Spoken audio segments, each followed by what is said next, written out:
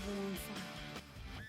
BJP ರಾಜ್ಯಾಧ್ಯಕ್ಷರನ್ನೇ ಬದಲಾಯಿಸಿಬಿಡ್ತಾರಾ? BJP ರಾಜ್ಯಾಧ್ಯಕ್ಷರ ಬದಲಾವಣೆಯ ಸುದ್ದಿಯ ಸ್ಫೋಟಕ ಅಪ್ಡೇಟ್ ಇದ್ದು. ಮಾಜಿ ಸಿಎಂ ಬಸವರಾಜ ಬೊಮ್ಮಾಯಿ ಮುಂದಿನ ಬಿಜೆಪಿ ರಾಜ್ಯಾಧ್ಯಕ್ಷರಾಗ್ಬಿಡ್ತಾರಾ? ಅಕಸ್ಮಾತ್ ವಿಜೇಂದ್ರ ಅವರನ್ನ ಕೆಳಗಡೆ ಇಳಿಸಿದ್ರೆ, ಆಗ BS ಯಡಿಯೂರಪ್ಪನವ್ರನ್ನ ಕೆಳಗಡೆ ಇಳಿಸುವುದಾದರೆ, ಅವರು ಮುಖ್ಯಮಂತ್ರಿ ಸ್ಥಾನಕ್ಕೆ ರಾಜೀನಾಮೆ ಕೊಡಬೇಕು ಅನ್ನೋದಾದರೆ, ಅರವಿಂದ್ ಬೆಲ್ಲದವ್ರನ್ನ ಇನ್ನೊಬ್ಬರನ್ನ ಮತ್ತೊಬ್ಬರನ್ನ CM ಮಾಡಿಬಿಡಿ ಎಲ್ಲ ಚರ್ಚೆಗಳಿದ್ವಲ್ಲ. ಆಗ ಯಡಿಯೂರಪ್ಪ ಅವ್ರ ಕಡೆಯಿಂದಲೇ ಷರತ್ತೊಂದು ರವಾನೆ ಆಗಿತ್ತು. ನನ್ನ ಕಡೆಯ ಬೊಮ್ಮಾಯಿ ಅವ್ರನ್ನೇ ನೀವು CM ಮಾಡಬೇಕು, ಇಫ್ ನಾಟ್ ವಿಜೇಂದ್ರ ನೀವು ಮುಖ್ಯಮಂತ್ರಿ ಮಾಡದೇ ಇದ್ದರೆ ಬಸವರಾಜ ಬೊಮ್ಮಾಯಿ ಅವ್ರನ್ನ ಮುಖ್ಯಮಂತ್ರಿ ಮಾಡಬೇಕು, ನನ್ನ ಕಡೆಯ ವ್ಯಕ್ತಿಯವರು ಅಂತ. ಇದೀಗ ಒಂದು ವೇಳೆ ನಿಮಗೆ ವಿಜೇಂದ್ರ ಮೇಲೆ ಅಸಮಾಧಾನ ಇತ್ತು, ವಿಜೇಂದ್ರ ಅವ್ರನ್ನ ಅಧ್ಯಕ್ಷ ಪಟ್ಟದಿಂದ ತೆಗಿತೀರಾ ಅನ್ನೋದಾದರೆ ಬಸವರಾಜ ಬೊಮ್ಮಾಯಿ ಅವ್ರನ್ನ ಅಧ್ಯಕ್ಷರು ಮಾಡಬೇಕು ಅಂತೇನಾದರೂ ಒಂದು ದಾಳ ಉರುಳಿದೆಯಾ?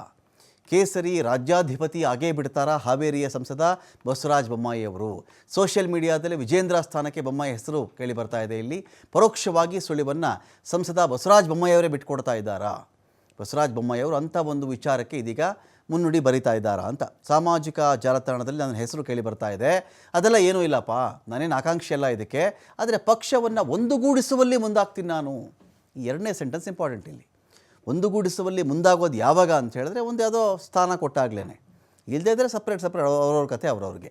ಒಬ್ಬಂಟಿಯಾಗಿ ಪಕ್ಷ ಕಟ್ಟತಕ್ಕಂಥ ಭ್ರಮೆ ನಮ್ಮಲ್ಲಿಲ್ಲ ಅಂತ ಬೊಮ್ಮಾಯಿ ಅವರು ಮಾತಾಡಿದ್ದಾರೆ. ಸಾಮಾಜಿಕ ಜಾಲತಾಣದಲ್ಲಿ ನಿನ್ನ ಹೆಸರು ನಾನು ಬರ್ಬೋದು ನಾಳೆ. ಅದೆಲ್ಲ ಏನು ಮಹತ್ವ ಇಲ್ಲ. ನಾನೇನು ಆಕಾಂಕ್ಷೆನೂ ಅಲ್ಲ, ಏನೂ ಅಲ್ಲ. ಆ ಪಕ್ಷ ಒಂದುಗೂಡಿಸೋದ್ರಲ್ಲಿ ಇದ್ದೇವೆ ಅಷ್ಟೇ. ಈ ಮಧ್ಯ ಕರ್ನಾಟಕದ ಬಂದು ಎಲ್ಲರೂ ತೂಗಿಸ್ಕೊಂಡು ಹೋಗೋರು ನಿಮ್ಗೆ ಮಾತ್ರ ಶಕ್ತಿ ಇರೋದು ಅದನ್ನು ಉತ್ತರ ಕರ್ನಾಟಕ ಮಧ್ಯ ಕರ್ನಾಟಕ ಅಲ್ಲ, ಎಲ್ಲರಿಗೂ ಶಕ್ತಿ ಇದೆ. ಎಲ್ಲರೂ ಕೂಡಿದಾಗಲೇ ಶಕ್ತಿ ಆಗುತ್ತೆ. ಒಬ್ಬರಿಂದನೇ ಆಗುತ್ತೆ ಅನ್ನುವಂಥ ಭ್ರಮೆ ನಮಗಿಲ್ಲ. ಎಲ್ಲರೂ ಸೇರಿ ಮಾಡಿದಾಗ ಆಗುತ್ತೆ. BJP ಭಾಳ ದೊಡ್ಡ ಪಕ್ಷ, ಜನ ಸಮೂಹದಲ್ಲಿರುವಂಥ ಪಕ್ಷ. ಅದಕ್ಕಾಗಿಯೇ ಪೈಪೋಟಿ ಇರ್ತದೆ. ಒಮ್ಮೊಮ್ಮೆ ಆ ಪೈಪೋಟಿ ಸಂದರ್ಭದಲ್ಲಿ ಒಂದು ಸೌಹಾರ್ದತೆಯಿಂದ ಏನಾದ್ರೂ ಹಿರಿಯರು ಮಾರ್ಗದರ್ಶನ ಮಾಡಿದರೆ, ಒಂದು ನಿಮಿಷ, ಹಿರಿಯರ ಮಾರ್ಗದರ್ಶನದಲ್ಲಿ ನಾವೆಲ್ಲ ನಡಿಬೇಕಾಗತ್ತೆ. ಹಿರಿಯರ ಮಾರ್ಗದರ್ಶನದಲ್ಲಿ ನಾವೆಲ್ಲ ನಡೆಯುವಂಗೆ ಒಂದು ವಾತಾವರಣ ನಿರ್ಮಾಣ ಮಾಡ್ತೀವಿ. ಅಲ್ಲಿ ಮೇಲಿನಿಂದ ಇವರು ಬರ್ತಾರೆ, ನಮ್ಮ ಶಿವರಾಜ್ ಸಿಂಗ್ ಚೌಹಾಣ್, ಅವ್ರ ಮಾರ್ಗದರ್ಶನದಲ್ಲಿ ಅತ್ಯಂತ ಸೌಹಾರ್ದತೆಯಿಂದ ಚುನಾವಣೆ ಆಗುತ್ತೆ. ಏನೇನು ತೊಂದರೆ ಆಗಲ್ಲ. ಮತ್ತು